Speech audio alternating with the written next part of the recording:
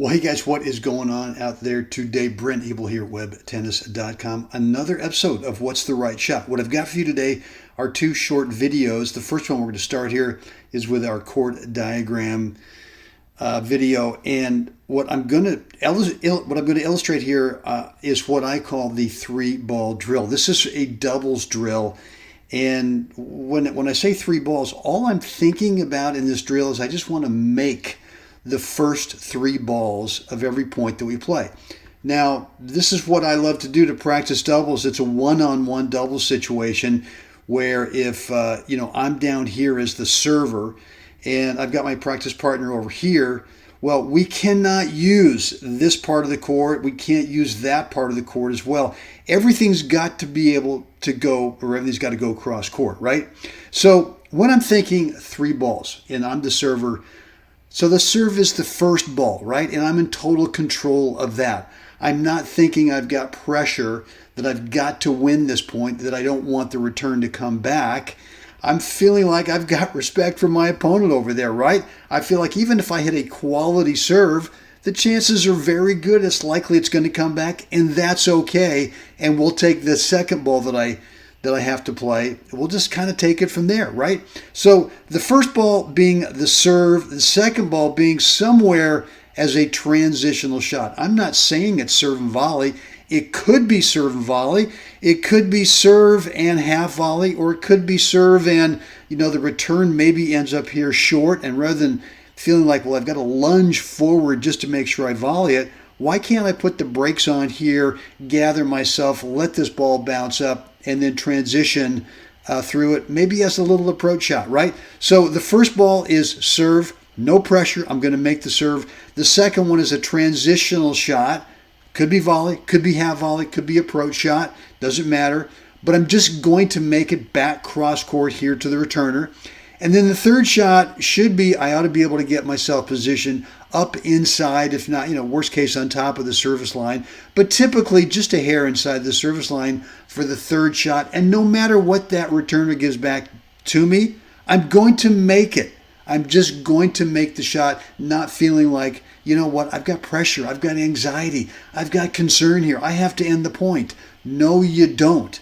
If you can make the first 3 shots when you're serving, yeah, you're not going to win 100% of the points. However, if you make the first 3 shots, the serve, the transition, and then the volley inside the service line, the chances go up huge that you're going to win a majority of those points. So what I've got for you now is another video. This is a real point I played back in the day at the Berkeley Tennis Club, and it illustrates this point that we can win lots of points without feeling that anxiety. Gosh darn it, I got to hit a big serve because I don't want the return to come back. Gosh darn it, I've got to hit a great transitional shot because I feel exposed up here, right, coming in the net. No. Or third, don't I have to put away the volley?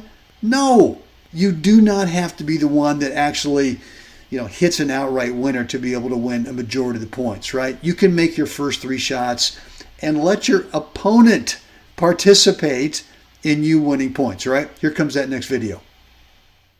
Okay, here we go. This is the point of the 3-ball drill, right? And back at it where, yours truly with the serve.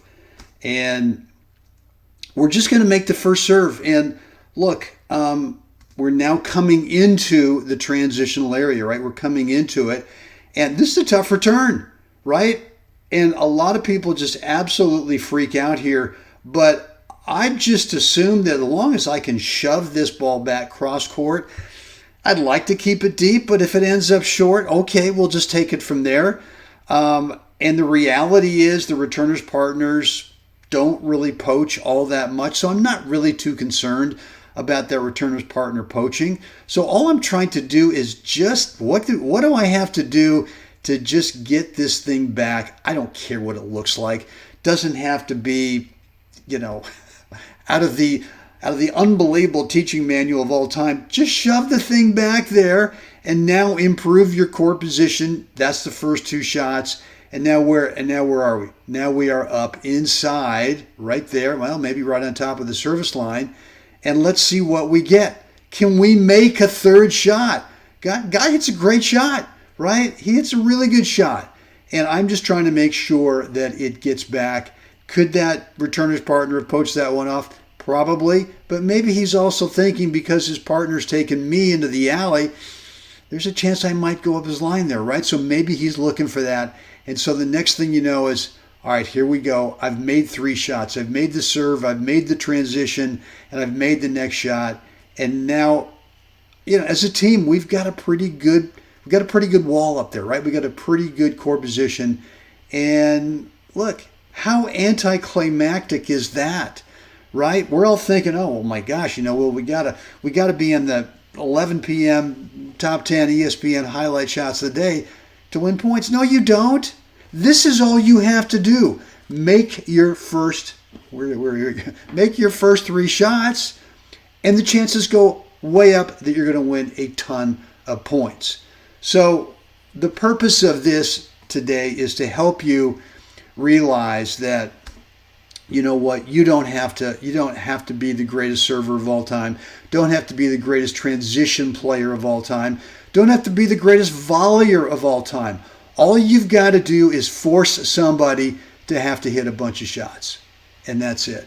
All right, well, there you have it. Get out there, do this drill. 3 balls. Do not feel, and again, the whole purpose of the drill is to help you mindset-wise not to feel that anxiety, not to feel that worry, not to feel that you have to do something spectacular, especially at the end of, especially at the end of a match. This could be, I'm serving at 40-30, end of the match. I don't want to feel that pressure that I've got to hit a great shot. Don't want to feel anything other than, hey, thank you very much. Match is over. So there you have it. Any questions? Brent at webtennis.com, or feel free to leave me a comment right down below.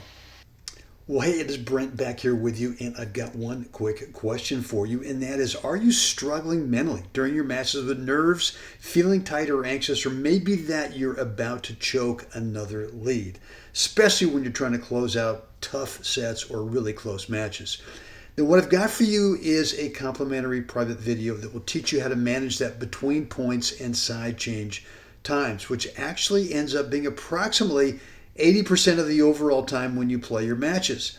If you think about it, most points last only about 4 shots. Serve, return a serve, another shot by the server, and maybe another shot by the returner. And I've charted a lot of my matches, and give or take a few percentage points, 70% of the points in most matches are made up of 4 shots or less. So how long does 4 shots take? 4 seconds? 5 seconds? According to the USTA rules, we get 25 seconds between points. So 5 seconds of playing points on average ends up being about only 20% of the match. And look, if you've got no plan on exactly what to proactively think about between points, you're going to consistently underachieve in how well you play the upcoming point, and ultimately your results are going to frustrate you. So when you know how to manage that 80% of the match correctly, then you set yourself up to play the rest of the 20% of the match, the actual points, with being calm, clarity, conviction, and confidence, especially at the end of games, sets, and your matches. So what I've got for you is a video where I describe what is my 4 parts between points routine that's right now helped me win 17 National USA Gold Ball titles in both singles and doubles so far. I want to show you exactly what it is and why it's been working for me. And I tell you, any player, no matter their current skill level, has the free will to think any way they want. They can think differently than how they do right now between points, so that they build a base of real confidence to play the next point, the next upcoming point, with calmness, clarity, and conviction. This is strictly a private video, but I need permission to send it to you. Totally no charge. The way to get access to it, follow the link below, then type in your first name and email address, and you'll get immediate access to this game-changing video right down below.